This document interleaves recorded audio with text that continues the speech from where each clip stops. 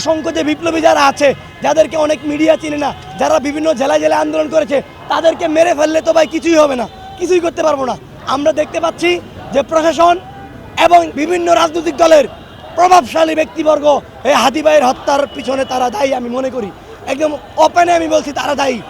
তা না হলে কেন আজকে 23তম দিন হাদি ভাইয়ের খুনিদেরকে গ্রেপ্তার করা হচ্ছে না? তারা একবার বলছে ইন্ডিয়া আছে, আরেকবার বলছে বাংলাদেশে আছে, আর বলছে দুবাই আছে। আরে ভাই তামাশা পাইছেন নাকি?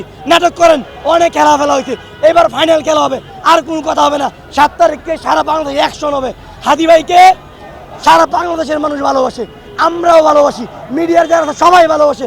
আমরা বলে দিতে চাই, হত্যাকারী সে যত বড়ই ক্ষমতাশীল ব্যক্তি হোক, তাকে বাংলার জমিনে নিয়ে এসে ইনশাল্লাহ বাংলার কাঠগড়ায় শাহবাগ চত্বরে তার রায় ঘোষণা করা হবে। একই সাথে তার সর্বোচ্চ শাস্তি আমরা দাবি করি। আমরা এতটুকু বলতে পারি। ধন্যবাদ।